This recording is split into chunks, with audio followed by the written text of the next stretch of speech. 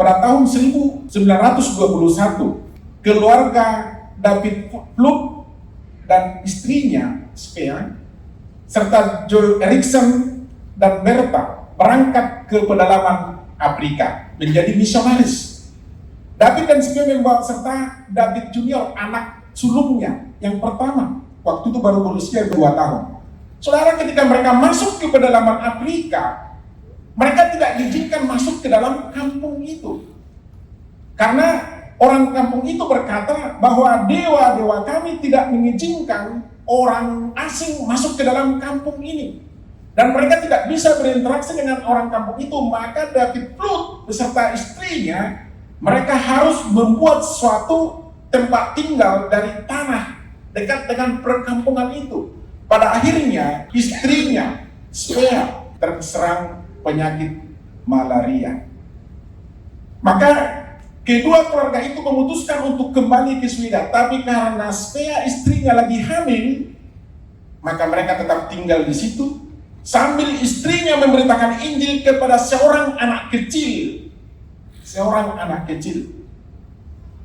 Dan Anda tahu dalam prosesnya Svea melahirkan dalam kondisi sakit, dan setelah dia melahirkan, maka istrinya Svea meninggal dunia.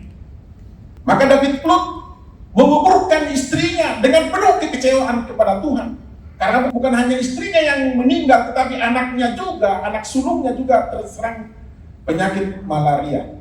Dan ketika itu anak yang pertama itu duluan dikirimkan melalui keluarga Bertha ke Swedia. Saudara, ketika istrinya meninggal dunia dan dia pun merasa tidak ada lagi harapan untuk terus melakukan penginjilan di kampung itu, maka dia juga memutuskan untuk kembali ke Swedia, naik kapal laut. Anaknya yang baru lahir, seorang perempuan namanya Aina, karena istrinya berkata sebelum meninggal, berikan nama Aina kepada anak ini. Aina juga dititipkan kepada keluarga misionaris di kantor di Afrika. Dia kembali ke Swedia. Di Swedia, Bapak Ibu, David Fluke menikah lagi dan lahir 3 orang anaknya lagi di sana. Tapi dia hidup dalam kepahitan. Saudara, Aina yang kemudian namanya Eji dibawa oleh misionaris untuk kembali ke Amerika. Di sana dia dibesarkan dan kemudian dia menikah dengan seorang presiden dari sekolah Alkitab ternama di Amerika. Jadi orang besar di sana. Eji atau Aina membaca surat kabar bahwa ada berita, surat kabar berbahasa Swedia, Afrika, bahwa ada tulisan kuburan dari mamanya. Maka dia tertarik dan kemudian dia pergi ke Swedia untuk mencari di mana sang ayahnya ini. Tetapi sebelumnya ke Swedia, dia singgah di Inggris. Di sana ada penginjilan, ada di sana kebaktian kebanggaan rohani yang dipimpin oleh orang Afrika kulit hitam. Saudara, selesai khotbah, dia mendatangi sang pengkhotbah, Aina yang bernama Eji belakangan. Dia datangi dan dia kenalan, apakah kamu kenal dengan David Fluke dan Svea? Kemudian sang pengkhotbah ini berkata, akulah anak yang dilayani oleh Ibu Svea dan David Fluke. Anda tahu, dia sudah menjadi seorang pendeta hebat. Jemaatnya 110.000 orang. Gerejanya sangat besar. Pelayanannya juga sangat besar dan sangat dahsyat pada waktu itu. Mereka menangis, Bapak Ibu.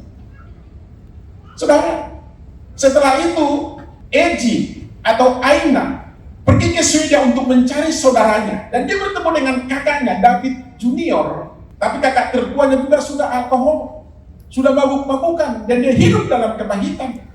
Dan dia berkata tidak ada kasih Tuhan dan lain sebagainya, Bapak Ibu. Tetapi setelah dia bertemu dengan kakaknya ini dan kemudian dia ceritakan bahwa akulah adikmu yang dulu ditinggalkan waktu di Afrika, maka mereka sepakat menemui ayahnya. Ketika mereka bertemu dengan ayahnya Bapak Ibu sakit-sakitan, dan ruangan dalam rumah itu berbau alkohol, mabuk-mabukan. Mengapa? Dia kepahitan kepada Tuhan. Dia protes kepada Tuhan, tidak ada keadilan. sudah menderita, istrinya yang cantik, yang pintar, meninggal karena malaria. Dan anaknya harus ditinggal di sana. Kemudian Eji memeluk ayahnya, dia berkata, Tuhan tidak membuang saya. Dan kemudian David perlu cerita, aku sebenarnya tidak membuang kamu, tetapi tidak ada lagi jalan yang bisa aku lakukan selain meninggalkan kamu di Afrika pada waktu itu.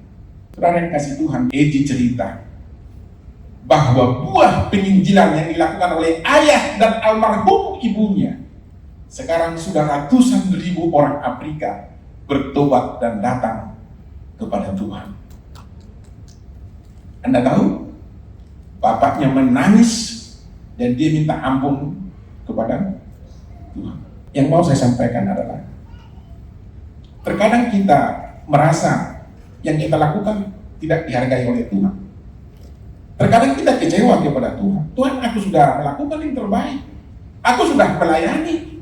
Aku sudah melakukan ini, tapi sepertinya kehidupan saya telah baik-baik. Adik-adik saya, keluarga saya, anak-anak saya telah baik-baik. Sepertinya Tuhan tidak berpihak kepada saya. Atau justru Anda berkata seperti Ayub sebelum dia dipulihkan oleh Tuhan, bahwa Tuhan menantang dia, bahwa Tuhan mencari-cari kesalahan dia. Mungkin saja seperti itu, sama seperti David belum kecewa kepada Tuhan. Tapi pada akhirnya ketika dia tahu bahwa putrinya menjadi seorang istri dari direktur sekolah Alkitab di Arabica, dan buah pelayanannya yang dulu hanya satu anak kecil, kini menjadi pendeta ternama dan memenangkan ratusan ribu orang. Dan Anda tahu, setelah masa pemulihan itu tidak berapa lama lagi, kemudian David Lut meninggal dunia usia 74 tahun dalam berdamai kepada Tuhan. Eji dan saudaranya pergi ke Afrika, menjumpai dan berziarah ke makam mamanya. Ternyata makam mamanya dirawat oleh orang-orang Afrika di sana. Luar biasa Bapak Ibu Saudara kasih Tuhan. Sekali lagi, sekecil apapun yang Anda lakukan kepada Tuhan, walaupun sepertinya Anda menderita, Tuhan perhitungkan itu. Di masa sengsara ini, sekali lagi lakukanlah apa yang bisa Anda lakukan, ikutilah jejak Tuhan, sekalipun sepertinya Anda menderita. Saya terlalu yakin percaya bahwa kehidupan kita semua diberkati oleh Tuhan, amin. Demikian juga saudara-saudara kita yang boleh menyaksikan ibadah ini dari siaran langsung di BICOP. Tuhan memberkati Anda dimanapun Anda berada. Saudara-saudara saya mungkin ada yang ada di Indonesia Barat atau dimanapun yang bisa menyaksikan ini. Kiranya Tuhan dan kasih Tuhan memberkati kita semua.